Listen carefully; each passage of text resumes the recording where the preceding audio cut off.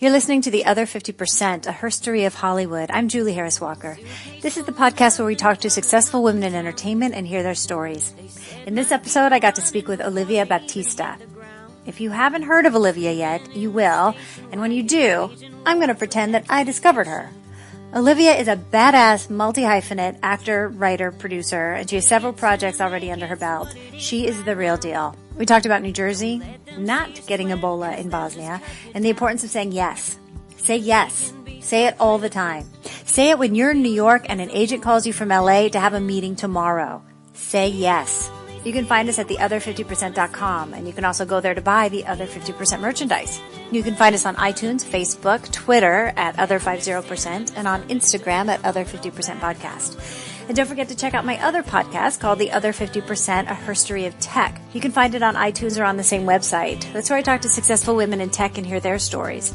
And a lot of the conversations over there are also talking about business and culture and a lot of really juicy, interesting stuff. Okay, here's Olivia. What is your job? Isn't that funny? Or should I say, what is your occupation? What is my occupation? God, can I just say, like, scholarly renegade? It's multi-hyphenate is kind of what it is right now. And that meaning actor, producer, writer, co-founder of the production company Multihyphenate Productions. Great. Yeah. Trying to find my way in, I suppose, and figure it out. And you're acting as well. And I'm acting as well, yeah. Okay, so you're doing it all. Doing it all. Okay, let's go back to the beginning. Where are you from? I am from New Jersey. Which exit? Born and bred. Yay, thank you. Exit 9 on the Turnpike. It's the New Brunswick, East Brunswick. My town is South River. That's great. Yeah. And did you always know you wanted to go into this? Yeah, I think so. I had a couple backups growing up. I remember when I was really young, I presented to my mother that I wanted to be a crossing guard. And she was like, Olivia, that's great, but... I'm doing a spit take with my water. She was like, that's great, but they only work during the day, so what will you do at night? And I remember I told her I would call bingo numbers at night. And that truly, that's what it was. It was crossing guard by day, bingo numbers by night for years. So you wanted to work with the people. I really wanted to work with people. Yes, I did. And then it changed to an anesthesiologist for God knows why. And then I think we landed on this. That's so funny. Yep. Did you do, like, you in acting in high school? And my dad was an actor for a little while. He was the Levi's butt of the 501 jeans for a long time. Seriously? No, he really was. With the 501 jingle that I used to sing with my a cappella group in high school? The very one. The very one. Oh my God, worlds collide. So he was acting for a while, commercials and soap operas, and once the director said, like, I have this commercial tomorrow, but we need a baby and we can't find one. And my dad was like, I have one of those. Like, I got a baby. I got a baby, and you can use mine. And that kind of... Like a prop. Like a prop. Like, just take it. So that's sort of how it started as an infant. But school became very important for both me and my family. So we kind of put it on the back burner for a little bit. Did things here and there in high school, but it really was after I graduated from college that I started seriously pursuing. Where'd you go to college? I went to Dartmouth College in New Hampshire, which was amazing. I'm the first in my family to go to college. Mm-hmm. Congratulations. Thank you. Yeah, like child of immigrants, very much sort of the definition of the American dream. Italians and Portuguese. My dad is Portuguese, born and bred. My mom is Italian-American from Jersey, you know. I know the type. You do know the type. Both very loud. Food is a huge part of our culture. My family owns restaurants. That's what they do. So it's always loud and a lot of eating. I love it. It's great. I miss it. But what was your major? Theater. Of course. It was theater, film and media studies, and also linguistics I studied. And all of that to say, sort of Dartmouth was very heavy on theory and on history, so not so much practical, where a lot of the film schools are very practical. So it's there's a lot of like knowledge in my brain about the facts and the study and the history, but not so much the practical knowledge when I graduated. So then what did you do?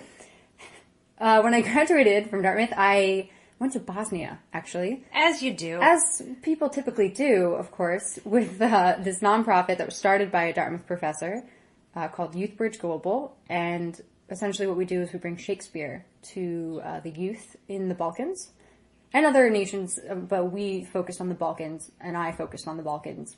Why? A few reasons, I think. The organization is really big on focusing on cultures where were once war torn, that are maybe socially, economically, or politically striving for exposure, for attention, for equality. It was, for him, very personal because his brother was one of the leading politicians in trying to unite the Balkans. Oh. So it holds a personal connection to him. And, when it was presented to me and the gig was offered to me, I honestly could not tell you where Bosnia was on a map. Couldn't at all. And now I feel like I can discuss in school on the political climate, the social climate, the economic climate, and I love talking about it. And please stop me because I'll keep going. No, start. No, what an incredible experience. Yeah. And I think it really shaped how I wanted and want to make art. And you could see the impact it had on these kids. And, you'd start and there would be clear divides culturally and religiously on these kids. And you're this and you're that, or you messed up that line because of your religion. And that became, it's still residue from the war and what divided these countries. And by the end, none of that mattered for these kids. And they were all friends with whomever was in this cast from whatever background. So you go in and put on a production with them? With them, yep. So, and we would do a lot of it in Serbo-Croatian, in their local language. But the beauty of Shakespeare is that cadence and that rhythm and that musicality is the same, really, in any language. Does it translate? It does. It really does. And we would do about 20% in English, and it changed every year. I've done it for a couple of years. And depending on how much English the kids knew is how much we would do the shows in English. Mm-hmm. But we would put it up in their community, and then we would tour it around the Balkans.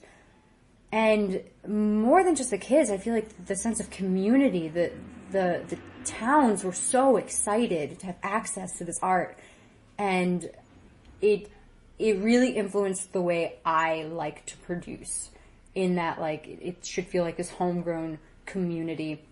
I like to produce in my hometown in Jersey. I've exclusively produced there so far. Nope, that's not true.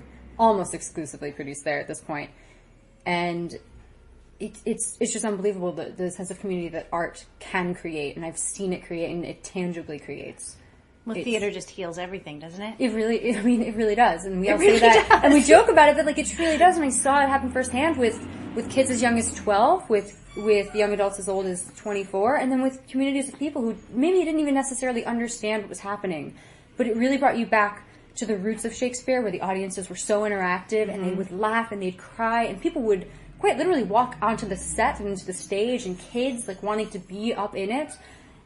Which really took me a moment to kind of be like, well, hold on, like, you're the audience, behave yourself. But that's really what it was all built on. And that's what Shakespeare was. It was the mob. Yes, exactly, just at the Globe. And I was like, wow, theater still does this. Yeah. And it still does this in places where, we're almost immune to art in a weird way sometimes. We're so overexposed to it, it's difficult to afford theater here sometimes. Mm-hmm. But to go and bring it places where it's not readily and easily available, and to see the impact. It's amazing. It's life-changing. It really is. What plays did you put on? Oh, what did we do? One year we did The Tempest. One year we did Twelfth Night.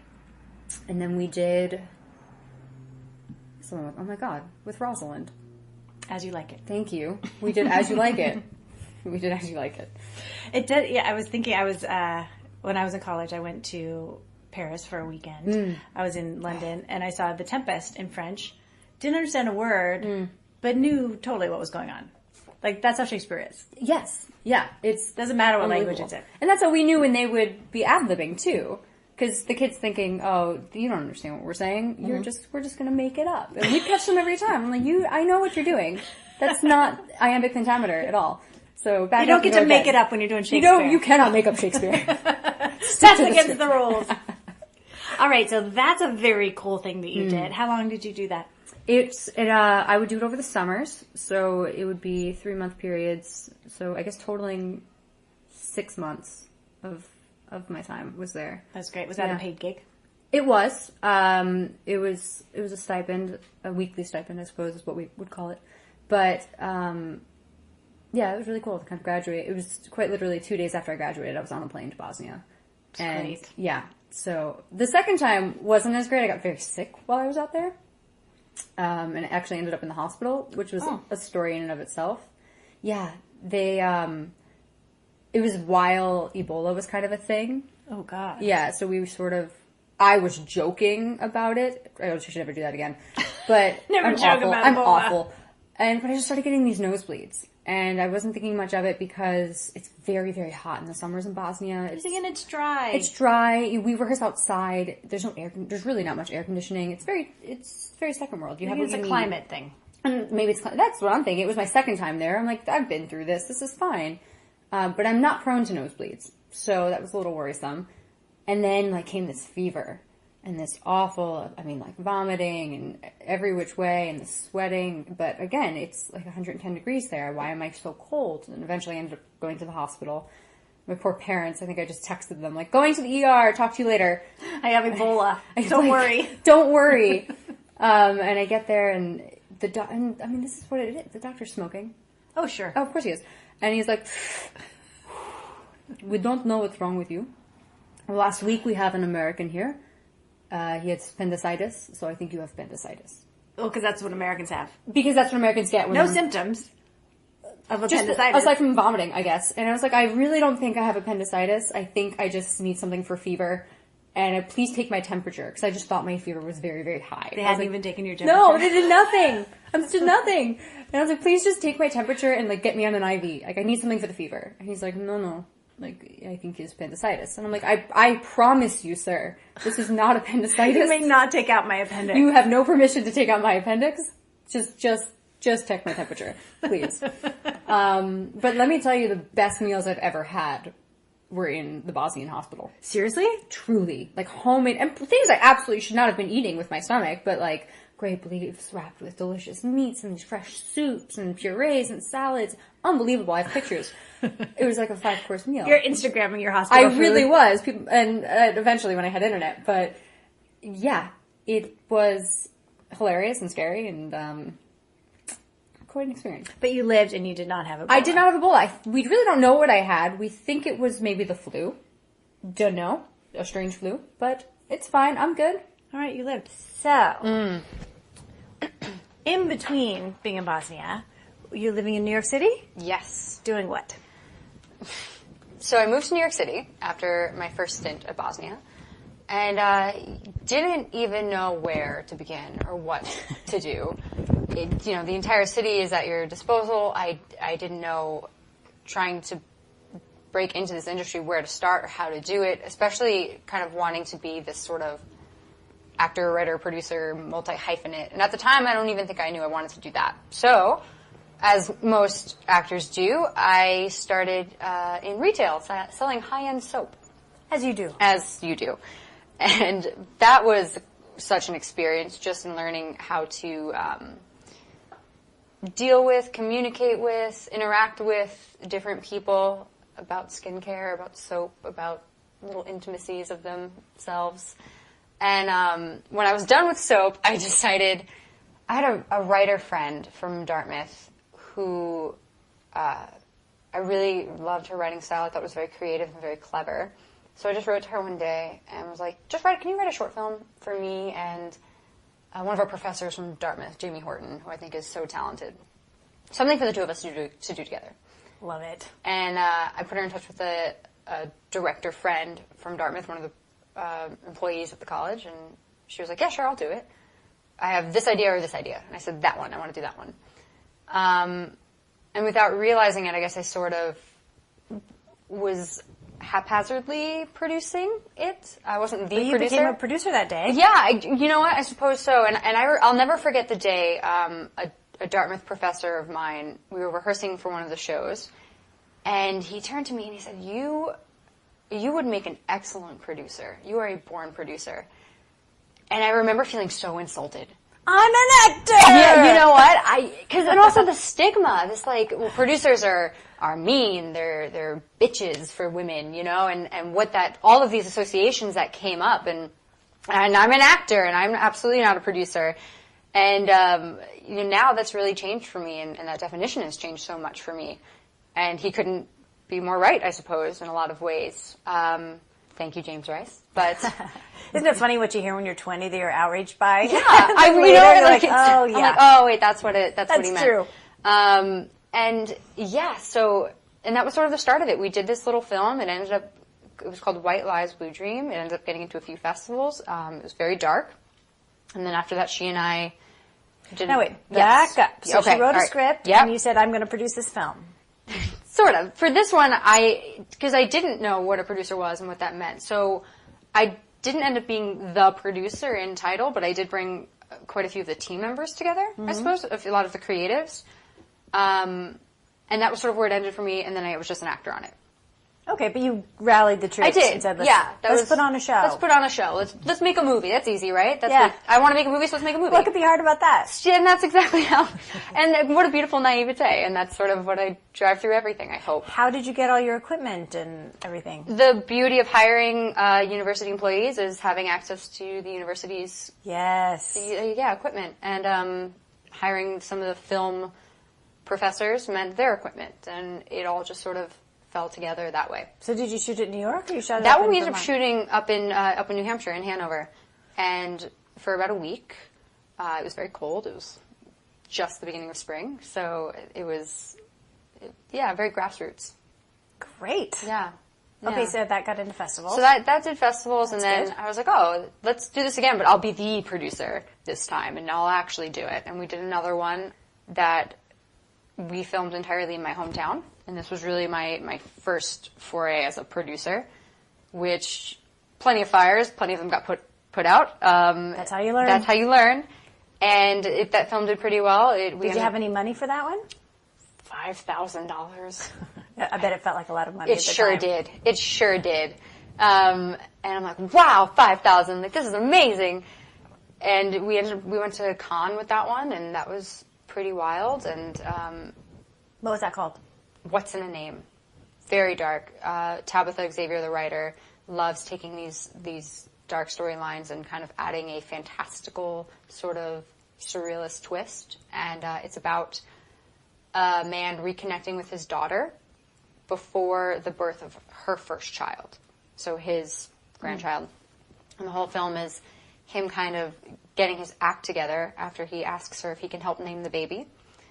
And envisioning his soon-to-be granddaughter, and kind of she's like being built up, starts with this little pair of shoes, and then it becomes shoes and stockings, and then a skirt, and he imagines his life with this little girl that he's going to help raise, and then in the end she loses the baby. Oh, yeah. God. But there is still this moment of connection over. He comes into the hospital room with the name that he chose, and he almost helps her close that chapter a little bit, the daughter. Yeah. These really sad, but kind of, there is a little light in the darkness sort of content. Is it, did you get distribution? Can we find this film? Only in Europe.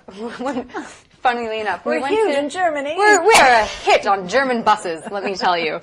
So, for now I think it's still running there, and we can't, have it out on the internet or anything yet. But when we were at Cannes, we met these young distributors who were really touched by the story, and they're striving for content like that out there, and it just kind of went from there. It was very easy. That's amazing, actually. It was surprisingly easy. Yeah, I don't think that's normally easy. Is it not how it works? No, I think that's really cool. Yeah, that one, and then after that, I produced my first feature, which it was called Sycamore, and that one also has distribution at this point. And we won awards for that one. We won Best Director at a couple festivals, Best Actress. And it's an adult coming-of-age story about a woman who accidentally killed her best friend drunk driving. Oh, my God. Yeah, no, they're always fun. But it is kind of a dramedy. Who accidentally kills her best friend drunk driving and spends much of her youth in prison. And the story starts the day she gets out. And sort of her trying to find love and build a life outside of the rules and the confines and the structure of prison. There's something kind of comforting about that to her. How old is she when she gets out? 27. Yeah. Okay, where can we find that? I want to watch that. I think that was on Amazon, actually. Sycamore? Sycamore. Mm-hmm. Okay. I think we're on Amazon, last I heard. Put it on your wish list, people. Sycamore, please watch, yeah. But the beauty of that film was kind of the writer-director, and he taught me so much. His name is Anthony Laura. And the thing about Anthony is that he is so patient and so accommodating and so smart to surround himself with very opinionated, strong, collaborative women. And all of his projects are very female-centric. He's no dum-dum. He is no dum-dum, Anthony. And that really taught me a lot to sort of be his right hand and watch him collaborate and interact with us, and really listen. Like we had a beautiful rehearsal process for that film, which is unlikely and not at all the norm. And it was maybe 2 months of just discovery. And that way when we got on set, we already knew kind of what we wanted, and it allowed to play after we, great, take two, wow. we not go what for a it. luxury. It really was. It was, and we filmed all over my hometown. So Again. you produced that and acted I in produced it? and starred in that one, yeah. And it's just great to see the hometown reaction to every time we bring a film there, and sort of people want to be involved. They want to help. They want to lend their business. They want to lend their time. They want to lend their money. They're not jaded. They don't mind if you park in front of their house. It's so true. It's so different. I'm learning the landscape is very different out here versus in small town New Jersey. In LA, it's get off of my lawn. So I hear. I haven't experienced it yet, but so I hear. And that's kind of I suppose a luxury we were afforded. And people wanted to lend their homes to house the crew, to film in there. We're making a movie. They don't know what that is. And Are they bringing you amazing food? Oh, yeah. The beautiful thing, and I'm smart about it, producing in my hometown means my family's restaurant will always cater. Yes. Great. I guarantee you, if you're on my site, it's going to be the best catering you've ever had. Yeah. I will live by that. So we're always well fed. You always have a home in our family's restaurant, which is sort of a staple of our small town. So it really creates a sense of community amongst the sets, amongst the crews. And they kind of get indoctrinated into the town a little bit, which is nice. That's really great. Yeah. So it was really after Sycamore that I was like, I want to do this. And me and two of my but you're doing it. Yeah, I guess again, in the moment, I'm not doing it yet, and I still don't know if I'm doing it the way it's supposed to be. If there's such a thing, I don't know. There isn't such a thing. I'm here to tell you. God, that's. Okay, so you moved to LA. Is that when you decided to move here? Oh, not even. Not yet. Okay. Oh, gosh.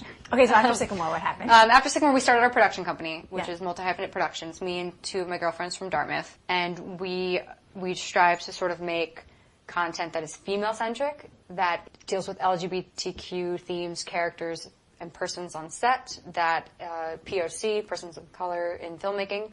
And we did our debut web series, which is what actually sort of brought me out here, called Here We Wait, which I wrote and is co-created with my creative partner, Diane Chen. And it's sci-fi, which is something I really enjoy. It's a genre I really, really like, and don't think there's enough easily accessible, low-budget content. So I think it's really hard to make high-concept ideas on a low budget, and that's something I really, really strive to do. And this series, I think maybe 95% of our crew were POC filmmakers. It was much more difficult in casting than I think we thought it would be to get diversity in front of the camera. We were in front of the camera? We were working in a small pond, kind of. Were you in New Jersey? We were in New Jersey, yep. And we were pulling from New York for sure, but a lot of the, when you're a really, really talented person of color and you're an actor, you get swept up pretty quickly. Yeah. Into bigger games. So it was harder for us to get access to a lot of actors that we would have loved. And I think we did okay. We certainly did okay. Most of our cast is women, which is great. It's what I like to write. But I was surprised that it was more difficult than any of us thought it would be. Yeah. Yeah. I'm surprised to hear it. Yeah. But otherwise, we're really proud of it. I write in a way that gender doesn't matter for the characters. We had people coming in, didn't matter their age, didn't matter their gender. Our casting director, Amber Porter, who's also one of our partners, did really great in the casting. We needed to cast 8 roles, and it was, I think, over 2,000 actors in a day, like, applied, and we closed it. We were like, we're done. Don't want any more. Surely 8 people are in that Surely batch. they're in that batch, and if not, we'll do it again. And she narrowed it down to, we met 100. Wow. And got our eight actors. But, we ended up casting women in male roles, or roles that were originally gendered men, and vice versa. So that was a really wonderful experience to finally, get to head a project that's still being released and still doing really, really well. And what's it called? Here We Wait. Here We Wait. And what's it about? Yeah, of course. It takes place entirely in a restaurant. You never go outside, you never see outside. And you learn that this restaurant is, for lack of a better term, Purgatory. I was wondering what that restaurant was. Yes, it's Purgatory. I thought maybe it was Purgatory. Okay. And it's revealed slowly. It's definitely a slow burn. But it's all about the wait staff. And you learn that the wait staff of Purgatory, they all come from different time periods. They come from different walks of life and sets of ideals. And you learn how they deal with eternity. And for some of them, it's like their heaven. And for some, it's like their hell. Mm. For some, they just want to move on. For some, they want to stay forever. They get to be kids forever, or, whatever that means for them. And I was really interested in how would a 11th century Viking leader and a modern-day Southern belle interact, and what that means. A World War I Italian army boy and a 1920s jazz singer from Australia. How do they interact? And I found the research part of the show the most fun. And the casting was, oh man, my cast is they're so talented and they're unbelievable. And they really got into the history of their characters and bringing it to life and bringing pieces. And it was one of those times where I learned being a good producer is really about bringing together creatives that all challenge yet inspire your vision. And that's all it is. You're good because your team is good. Yeah. And what I do is a lie almost, It's just they do it and I just get to have the title. Then you take all the credit. Then I just take all the credit and the awards. Look what I did. And exactly. So that was just such an experience learning, and we've released, it's going to be 20 episodes. How many are up now? 13 are up now. And how can we find it? HereWeWait.com. HereWeWait.com. Yep. It's well produced. I've had a little look. Thank you. Yeah, it looks really good. Thank you. We were lucky. Just last week, we were nominated for 5 Indie Series Awards here in LA. Already?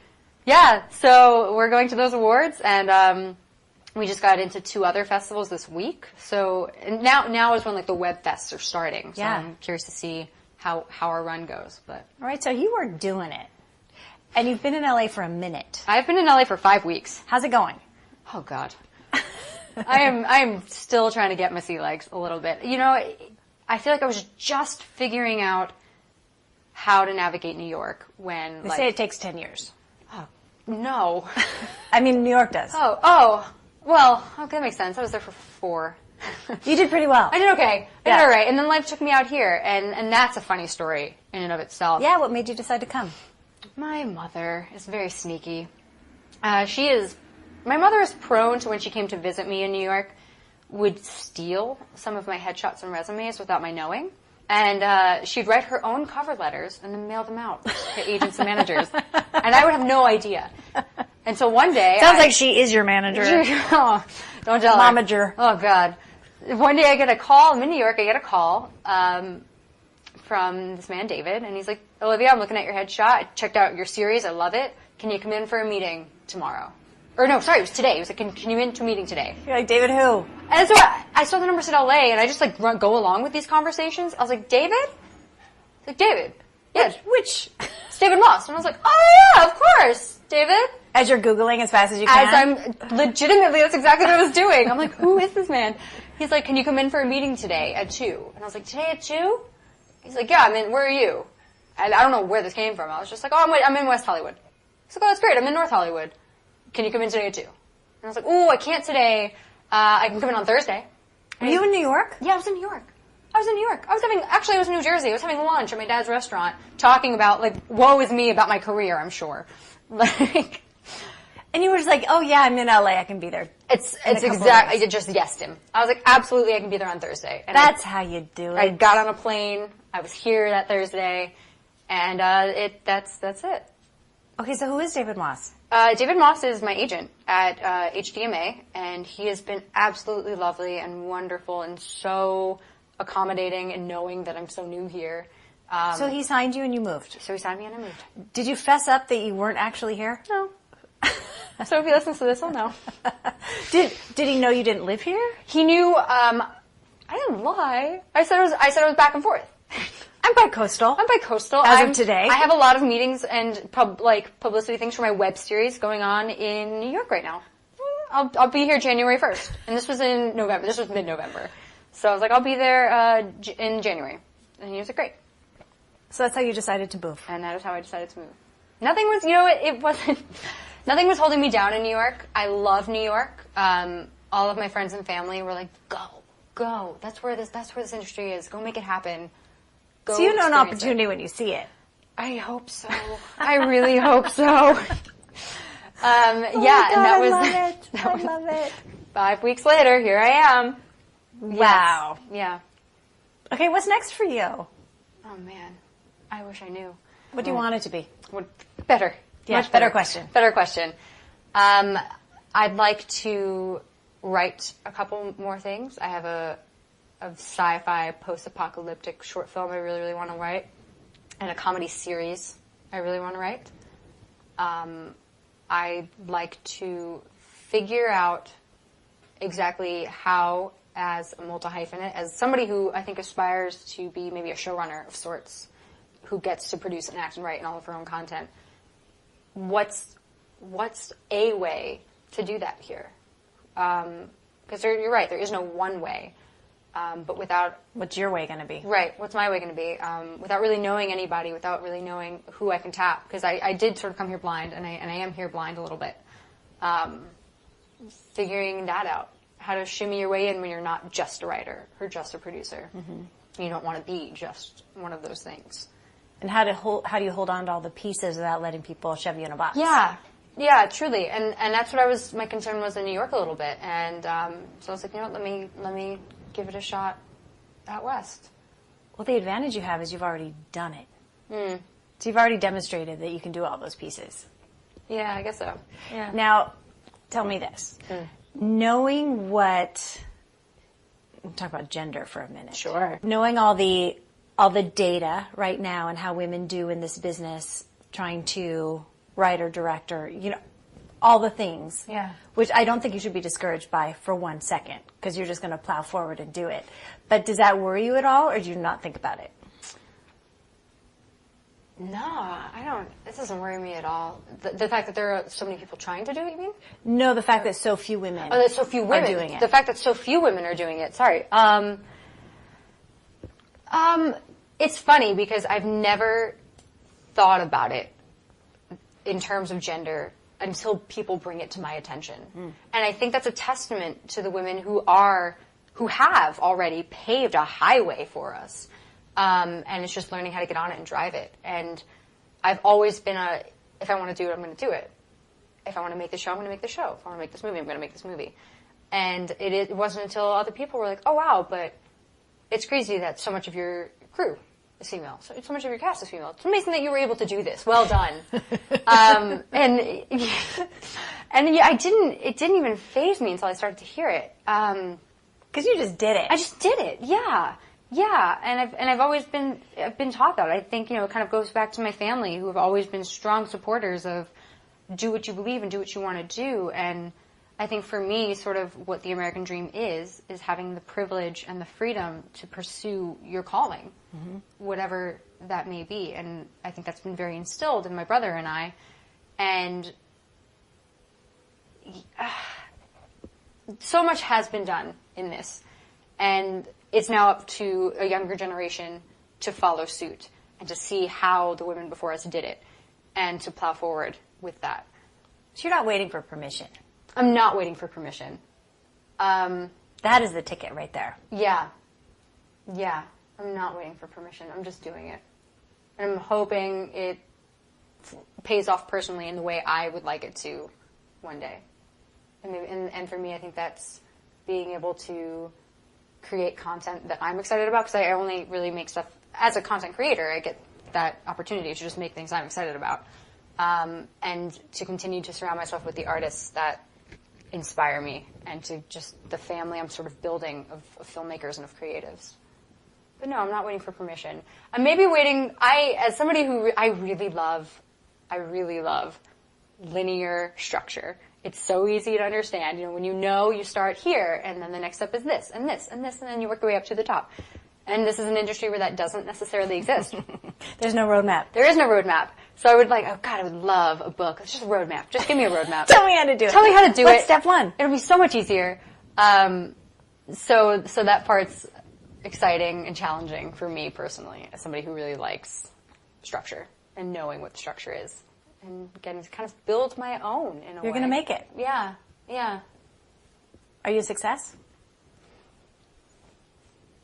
I'm working toward it. I don't think I'm off that path just yet. And I'm trying to really embrace my excellence, whatever that, I think that's a personal journey for everyone. And I don't think I've faltered from it.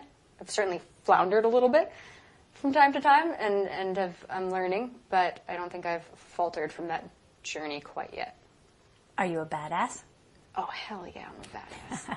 Absolutely. What does that mean to you? I think it's important for a true badass to listen, to take in everything and everyone around them, to pocket all of the information, and then just crumble it up into a little ball and throw it away, and just keep the pieces that are yours and that are right for you. I think it's important that a badass just follow their gut. Your gut is so important. Your intuition is so important. And it's important, but it is also important to hear what everyone else has to contribute and say.